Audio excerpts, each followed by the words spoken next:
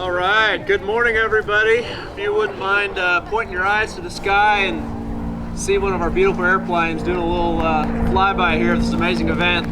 And what an amazing day we have for celebrating this beautiful blue goose that's posted up here above me. Not to be confused with the spruce goose, much larger, but the blue goose, which I know we're going to talk about today, and a lot of the history that surrounds this particular aircraft and this particular community. Welcome. My name is Grayson Ardies. I serve as the Executive Director for the Oklahoma Department of Aerospace and Aeronautics. And if you've heard me talk before, you know how passionate I am about the aviation and aerospace and defense industry of our state. It's our state's second largest industry, and it finds its roots in a lot of the foundations of aircraft, just like the one that's perched above me. And really, that foundation from 10, 25, 50, even 75, even 100 years ago in Oklahoma's history, those roots go to where the success that we've had today of what's made this our state's second largest and fastest growing industry. I see a lot of kids in the audience, so I hope these kids are enthusiastic and excited about what this industry means. This industry means great potential for the state of Oklahoma. And memories like we have, things like we'll talk about today, the history of the aircraft, the history of the Commander factory and its manufacture here in this community just up the way at Wiley Post Airport, was really some of the early opportunities for our state to get involved in the manufacture of aircraft. We are an MRO state. We maintain airplanes. We keep airplanes flying very, very well throughout the state of Oklahoma, whether it's military, defense, civilian, commercial, you name it.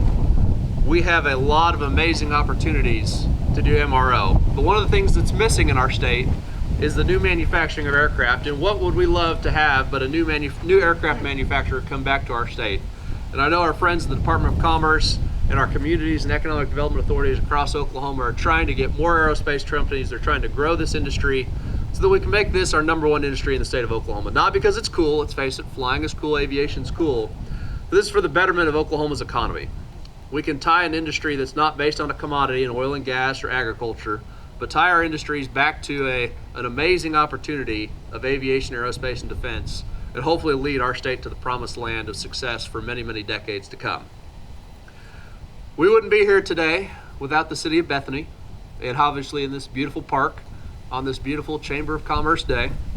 And I had the opportunity to meet this fine mayor at Girls Aviation Day just up the way at Wiley Post Airport a couple weeks ago, where we had this airplane stashed in the corner and had a nice little celebration there before it got put up on the pedestal. But mayors have a tough job. Mayors have a tough job. They are one of the closest elected individuals to the people. And I have to say, this next mayor, the mayor of Bethany, Mayor Nikki Lloyd, she does an amazing job. And although she doesn't necessarily have the oversight of Wiley Post Airport, I know she enjoys having that in their backyard. Amazing things happening at the airport. So why don't we give a warm welcome to Mayor Nikki Haley to the podium. Mayor?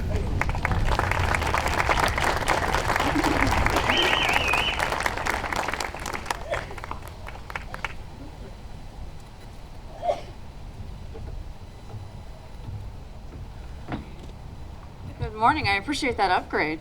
Thanks for that. All right. I have a couple of different neat surprises here for you this morning. Let me bust them out of my envelopes here. Let's see. What is a wonderful but chilly day here in the city of Bethany. I ordered in cooler weather. You're welcome. All right. Incredible staff put them in fancy envelopes for us. So I appreciate that. They always do an amazing job. All right. Let me see here. All right. Well, this has been 17 years in the making, and we are so excited to see this project come to fruition after so many years of hard work by so many people. I do want to take a moment, first of all, to thank all of the elected officials that were able to make it out today. House Representative Tammy West. Thank you.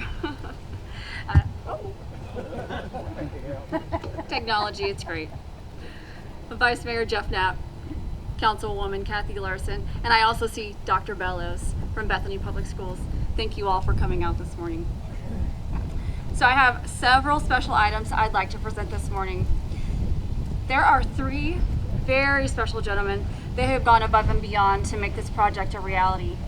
One of whom is unfortunately no longer with us. We do, we're fortunate, however, to have his lovely wife with us here today. So, will Dot Ray, Dave Amos, and Kenny Payton please step forward, if you would.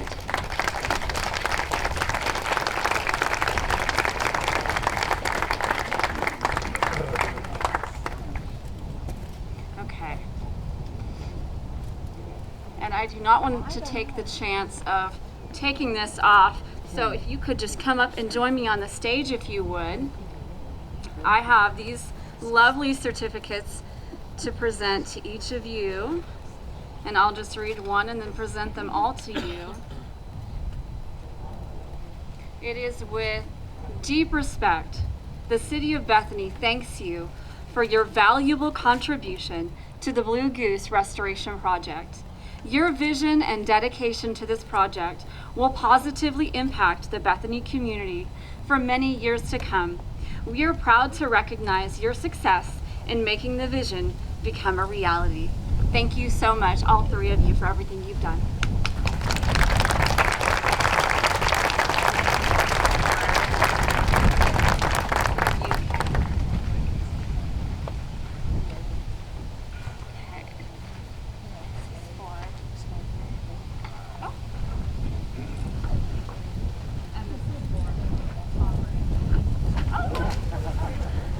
Oklahoma, everyone.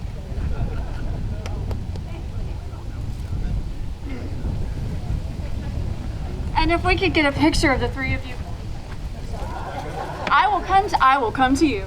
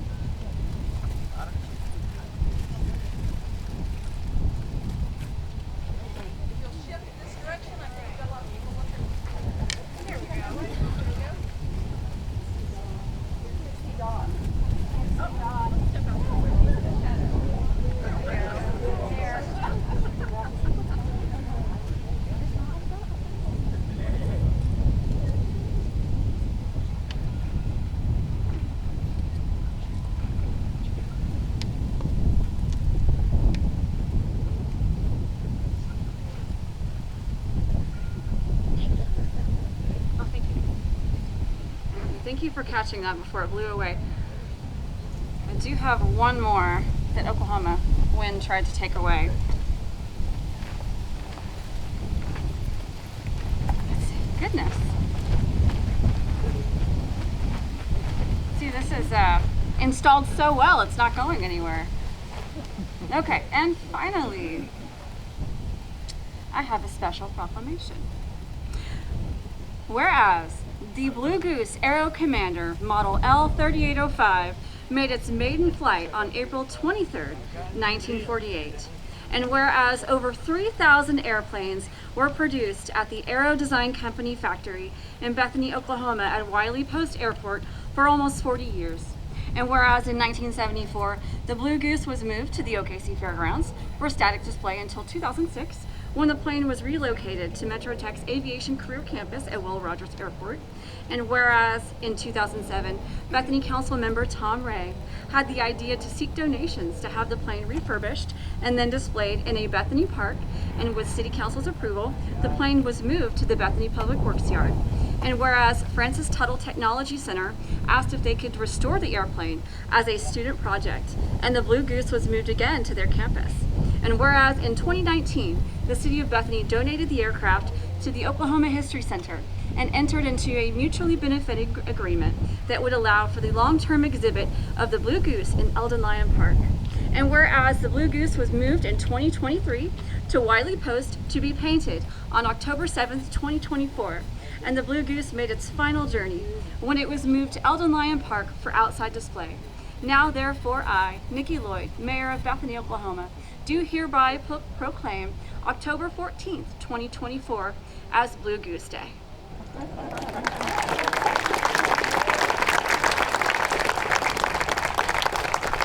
And I'm actually also going to bring this proclamation down to you to present it to you, Dot, if you will accept it.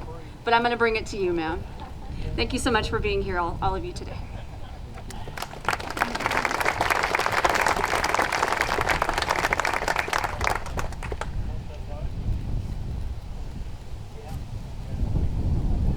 Thank you, Mayor.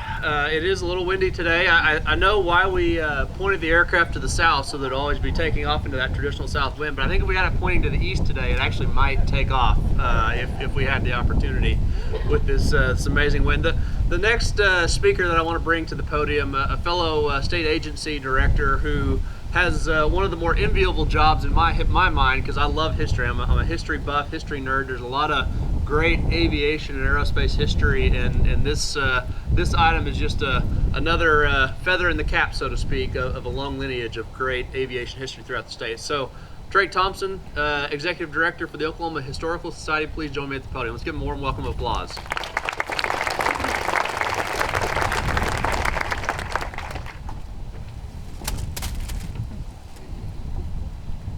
Thank you, Grayson. It's a pleasure to be here with you all today. Today I stand before you to celebrate an iconic piece of aviation history, the Blue Goose airplane, a beloved symbol of our city's devotion to excellence in this industry. This remarkable plane, an Aero Commander L3805, has become a symbol not only of Oklahoma's rich aviation heritage, but also the spirit of innovation and resilience that defines our community. In 1950, the Aero Design Company moved from California to Northwest 50th and Rockwell here in Bethany. The Blue Goose was the original Aero Commander prototype and used as the model to create light twin-engine airplanes that seated 4 people. It was flown from Bethany to Washington, D.C. in 1955, and President Eisenhower liked it so much that he ordered several of them to fly himself and staff out to Camp David. The manufacturing plant closed in 1985, but the spirit of the Blue Goose lived on as a part of a display at the Oklahoma City Fairgrounds for 22 years. And now, thanks to the tireless work and dedication of hundreds of people, the Blue Goose has come back home. Today it stands proudly on display. The Blue Goose inspires future generations to dream big and reach for the skies. It serves as a reminder of the ingenuity and the determination of those who came before us, paving the path for advancements in aviation that we enjoy today. I want to thank Dave Amos, who had a vision for restoring this aircraft and never gave up on it. I'd also like to thank my predecessors at the Oklahoma Historical Society, Bob Blackburn and Dan Provo, who saw the historical value in preserving this aircraft. And finally, this beautiful plane would not be on display today without the work of Metro Tech and Francis Tuttle students over the past 15 years or so, who gave their time and their talents to the restoration. Today, let us honor the legacy of the Blue Goose and countless stories woven into its wings. May it continue to be a source of pride and inspiration for all of Oklahoma. Thank you so much.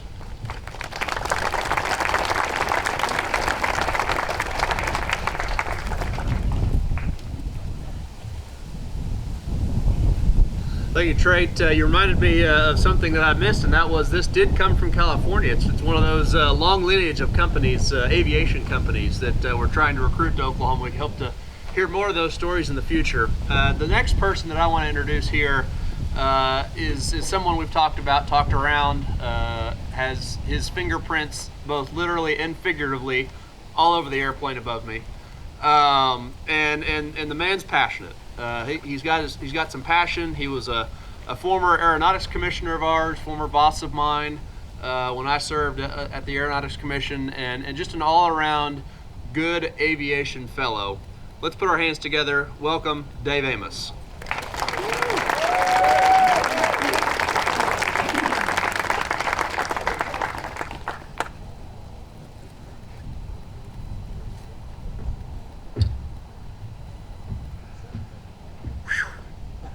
What a day.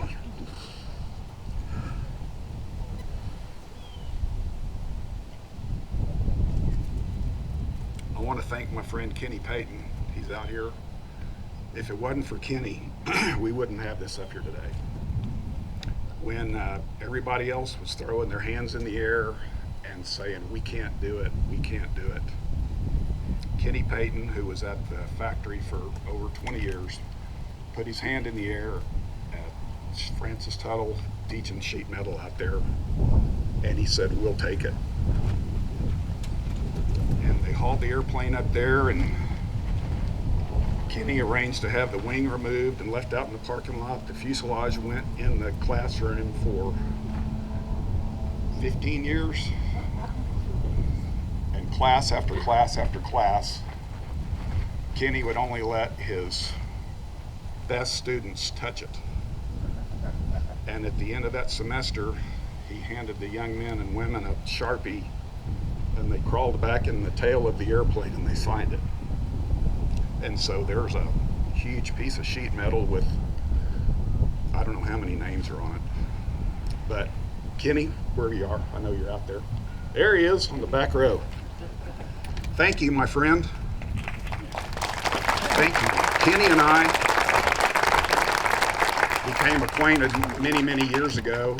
And then, it was about 2010 that I heard that it was at Francis Tuttle, and it was right down the street from my home.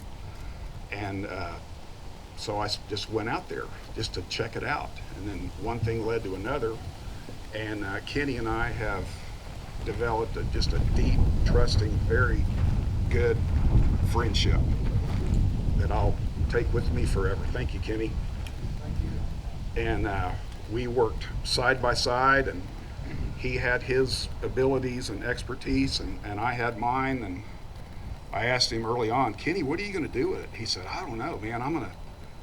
I know how to put it together, but I don't know what I'm going to do with it. But by the way, Dave, I need a fill in the blank. Well, that's where my expertise comes in, because I know folks that can get things done, and I'm going to talk about that in just a minute. But this airplane sits here today for 100% donations. Nobody paid for a single thing. I reached out to my friends and colleagues and said, can you do this for me? Yes, I can. Yes, I can. Yes, I can. And so from cranes to paint jobs to Sherwin-Williams paint to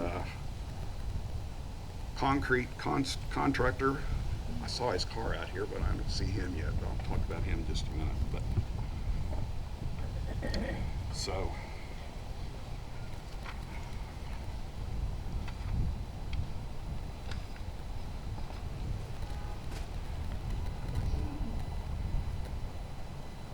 back around 1965 or so, we would go out to my grandfather's house on Sunday, and Wiley Post Airport was right on the way, and I was 8 years old, and I begged my father to drive by Wiley Post so I could see the Blue Goose.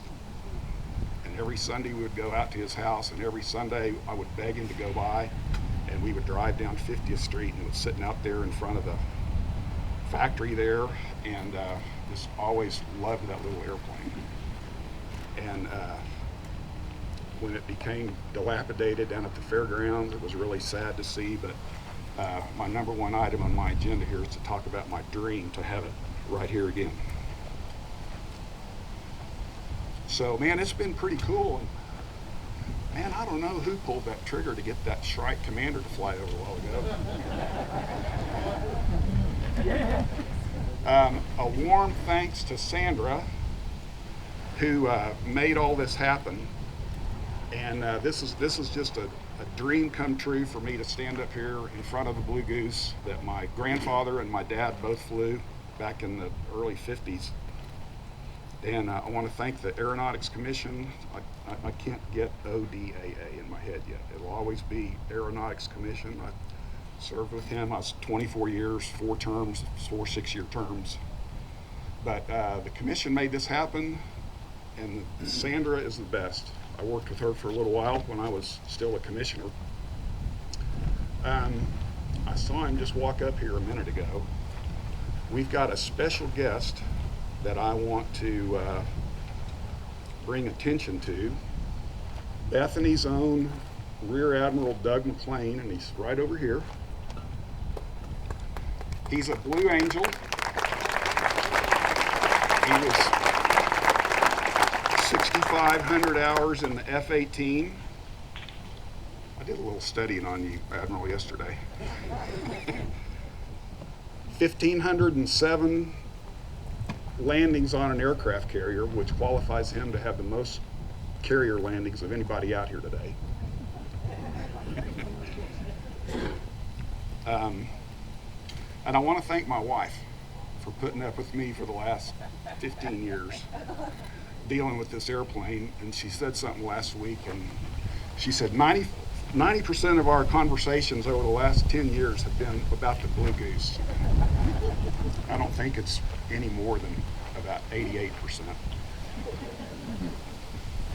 But again, the donations from the generous Oklahoma people here that I picked up the phone, and they warmly said, yes, I'll do that. I'll build it. I'll paint it. I'll lift it. I'll move it.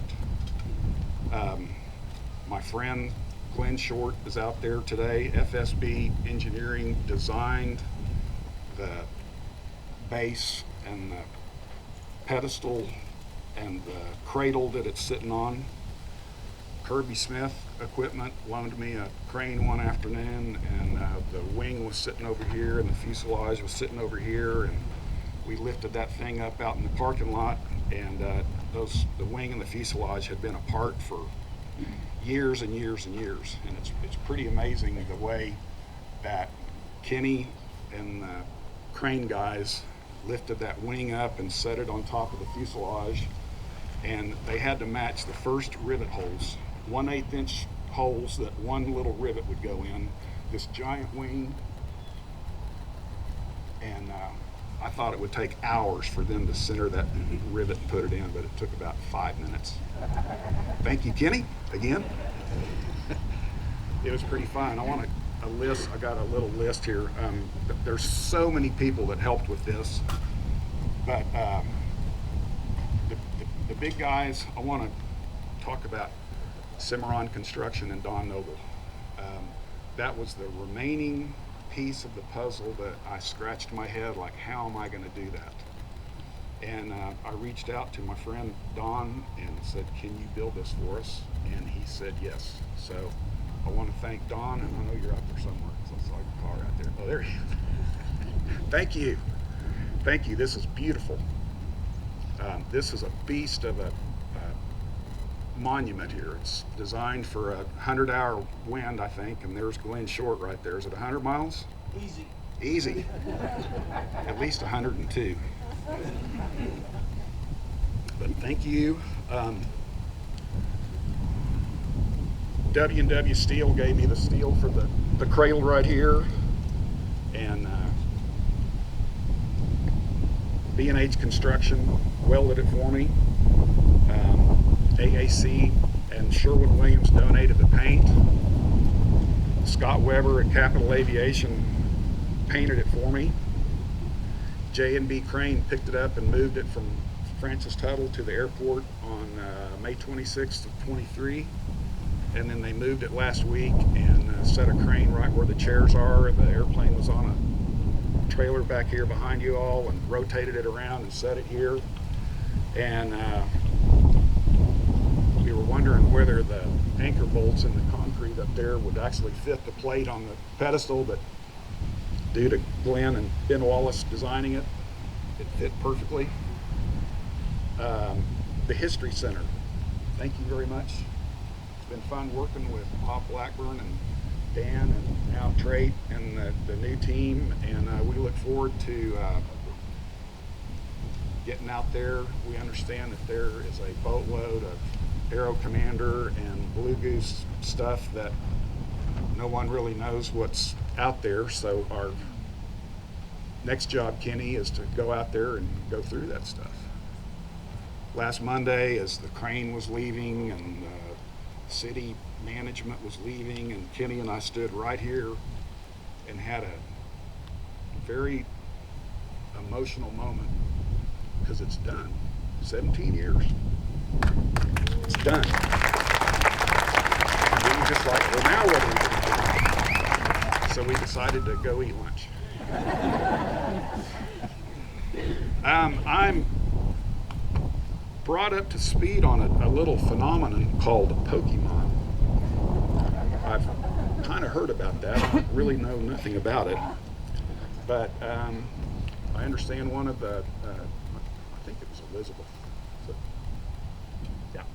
Elizabeth drove out here just to kind of check it out, and she said there was about 10 or 15 young men standing out here on this base with their phones. And she was moved to inquire, what are y'all doing? Well, it's now a Pokestop. Within 48 hours of this being plugged in here, somebody, and again, I don't know anything about it, but I do understand that to become a Pokestop, you have to apply to Pokemon with pictures and background and all that. So some young man decided that he was going to turn this into a Pokestop. So all of our fears of BB guns and kids crawling up here on ladders and so on, hopefully that's not going to happen, but we are a Pokestop. The Blue Goose is a Pokestop.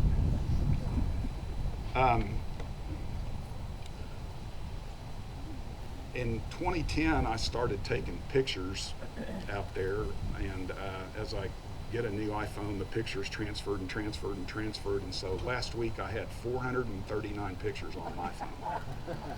And I don't know how many Kenny had, but we were trying to figure out how to do that, and through the magic of iCloud, which I'd never done before until last week, I realized all my pictures were on that, so we generated a link so that he could get his pictures. I thought I was going to have to download them onto a thumb drive, and we were going to have to meet and all that, but no, technology is a wonderful thing. But I want to tell you all that we put my pictures and Kenny's pictures and some other fun stuff on a thumb drive, and right behind the cabin door is a little panel where you can plug a battery cord into for ground power, and there's a thumb drive in there with about 800 pictures on it. So in 100 years, when they get up there and actually find that thing, and they're going to pull up this little thumb drive, and it's going to be like the Flintstones Fred's stone notepad and so on. They won't know how to get the pictures off of it. But one thing we're going to do, and we haven't figured out how to do it yet, but we're going to get those 800 pictures on a link somewhere, either through the History Center or maybe the city of Bethany or both. But everyone will have access to all of the pictures that were taken when the wing was off of it, and the day, the videos of us dropping the wing back on it, and the videos of us setting it up here, and it'll be a fun thing to rifle through and see some really cool pictures. We talked about the history a little bit. I'll talk a little bit more about it. So for decades, I never really knew what L3805 meant. And I finally, as we all gathered out at Francis Tuttle one day, engineers and so on, and plans, L3805 stands for Lycoming engine. Those are 190 horsepower engines times 2, 380, 5 passenger. L3805 is Lycoming, 380 horsepower, 5 passengers. It was hand built by a group of former Douglas aircraft engineers in the late 40s, led by brilliant aeronautical engineer Ted Smith, who went on to, his vision was the Jet Commander as well, and then he built the Aerostar. Made its maiden flight in Culver City. This is the only Commander that was not built in Bethany. It was built as a proof of concept prototype. Always got a little when the airplane flies over. 1949, my grandfather and his brother put some funding together to give to Ted Smith to certify the L3805. And that went together, and then the following year they purchased Aero Design and relocated the company to Tulakes Airport. An interesting story. They wanted to do something that was really flashy to prove that the airplane was safe. Small business class twin engine airplane, what are we going to do? So on May 9th, 1951, they took the left propeller off and they put it inside of the fuselage, and they took off from then Tulakes Airport and flew it nonstop to Washington, D.C. on one engine. And I didn't realize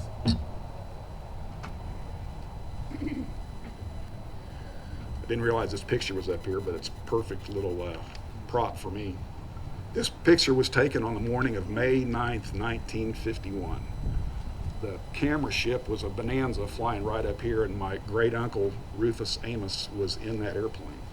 You'll note the left propeller's gone because it's inside of the fuselage. And it went nonstop from this airport to Washington, D.C., and history was made. And it caught the eye of one President Dwight D. Eisenhower, whose birthday is today, by the way. Sandra pointed that out. Happy birthday, President Eisenhower. He selected the Commander 560 and the 680. I don't remember the military designation, but the presidential fleet had about a dozen of those airplanes, and he routinely flew in a Commander to his little farm in Gettysburg, Pennsylvania, to get away from all the political nonsense daily.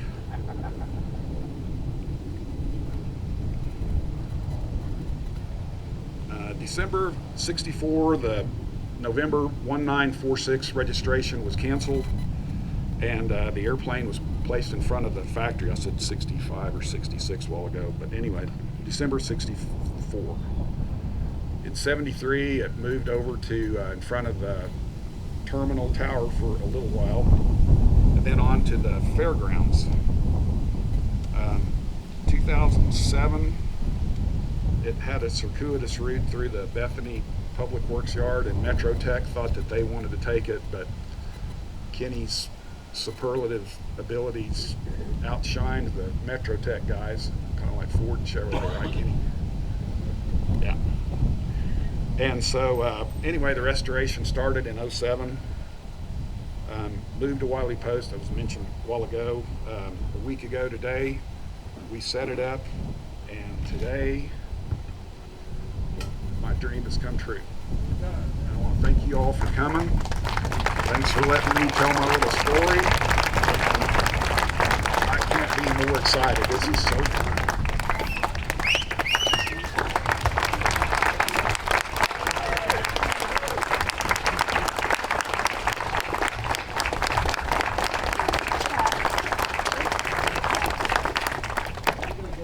Thank you, Dave. Amazing day. If now we can officially. I saw a big pair of scissors and some ribbons, so I think we're going to dedicate the official ceremony. So if the speakers, Dave, if you'd like to invite some of the folks that worked on this up here to join us in the picture, just here in front of the stage, we'll get a ribbon strung out and to cut it and formally dedicate this beautiful Blue Goose.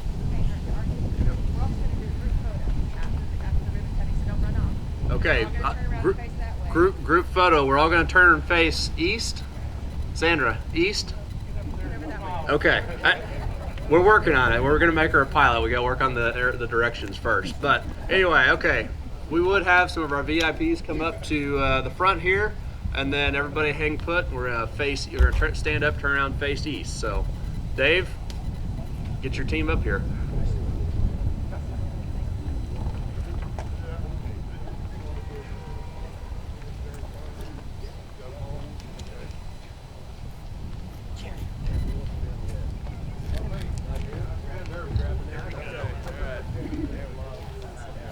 All of my donating and volunteer friends that helped with this, please come forward.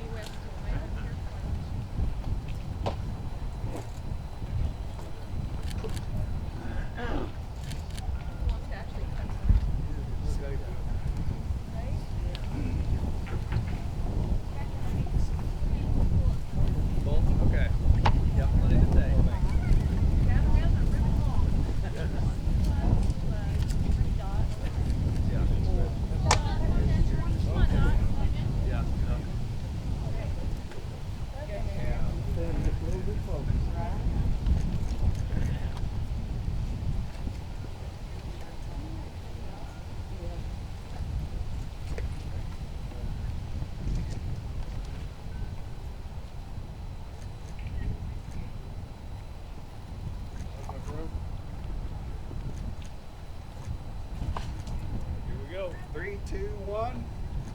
Wait there.